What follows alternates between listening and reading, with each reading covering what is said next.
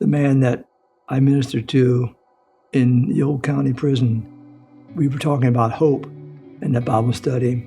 He didn't respond to that. But later on, when he was in the state prison, he had a choice to make of either ending his life or finding the hope that we talked about. And he went to chapel instead and found hope. That's the kind of light that Jubilee wants to shed in dark places.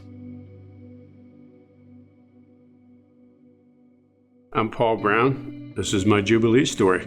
Growing up in the 50s and 60s, being made to go to church. Like many homes, it was quite dysfunctional, and it was pretty much a war zone. I remember going to school as a youngster, and I had that many welts on me, I looked like a zebra. It made me angry, it made me aggressive, and so I was always fighting. I took it to the schoolyards, to the streets, and even into prison. That's why I wound up with a rap sheet with numerous assault charges. So my county time started out with 11 and a half months sentence in June of 1976.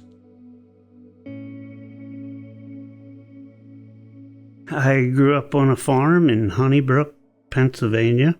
I had 8 siblings, 6 sisters and 2 brothers. It was a pretty happy family, I think. I got myself in a lot of trouble because I was rebellious. I had friends that were in California at the time. I felt like I wanted to see things and experience things.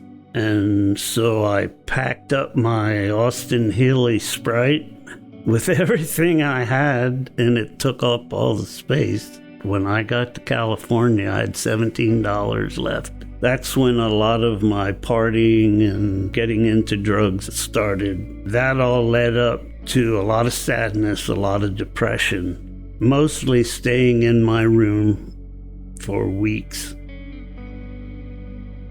That's where God met me. God came into my life in such a powerful way. I really never felt in my heart that Jesus was real as he became at that time. And so I walked out into the living room, and there must have been a dozen people out there getting high. I said, guys, do you know Jesus is real? It was like so real to me, and I'm so grateful. I got married, and I wanted to start a family, and I wanted to do that in Pennsylvania as well. We went to Gingrich's Mennonite Church when we came back, and that's how I met John Landis and some of the young people who were involved with Jubilee.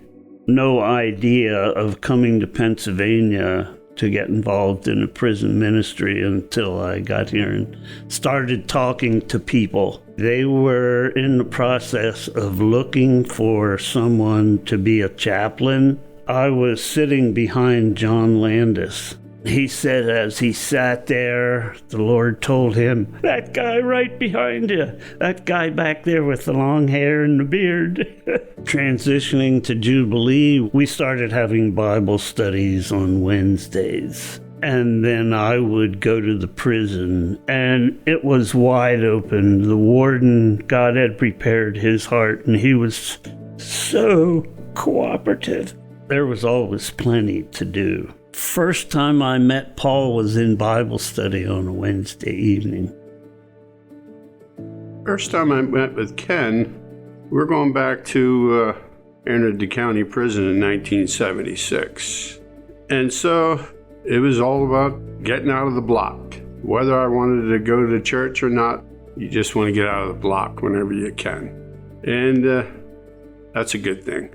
God knew what he was doing when he put that thought in my mind to get out of the block and go to church. Well, I met Ken and Claire Weaver as well. Not that I climbed the fence or jumped the wall, but I just decided to take off. So I wound up with 2 escape charges.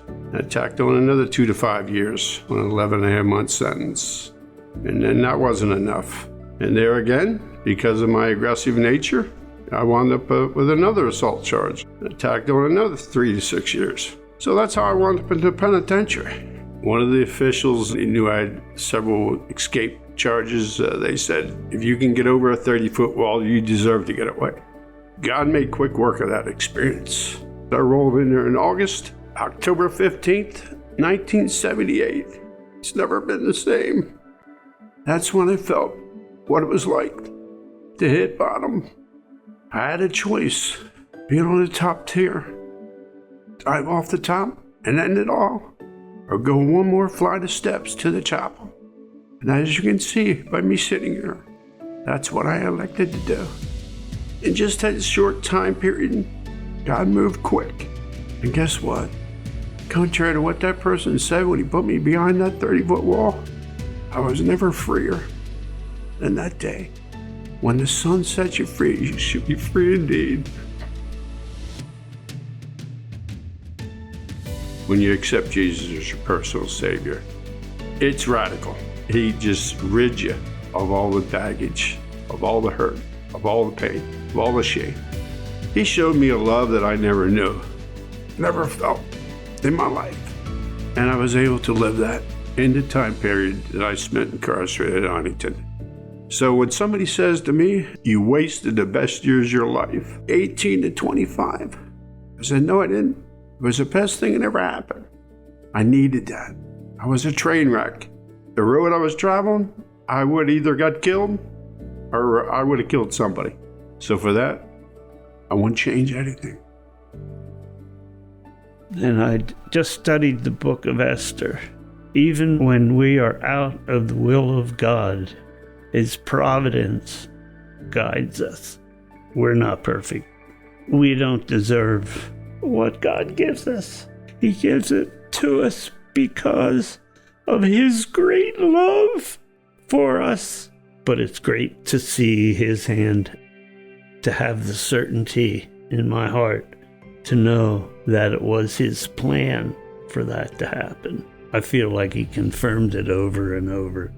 How God has moved, and all the people who have seen what God has done.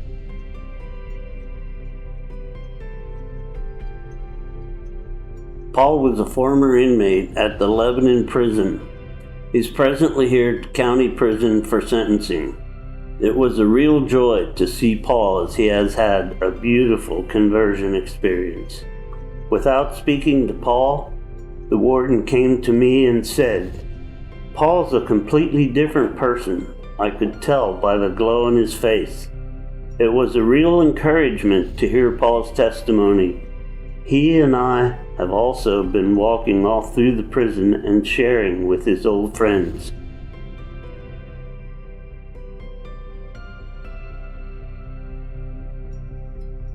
Is this Paul? Ken, how the heck you been? I've been fine, and you? Great. It's good to see you. It's great to see you. I've told my story at different times when it actually, when God really got a hold of me. I mean, you guys planted the seeds with me coming to church at the county prison. Mm-hmm. But it took me going to the penitentiary for God to wake me up. God's the one in charge. Yeah, He is.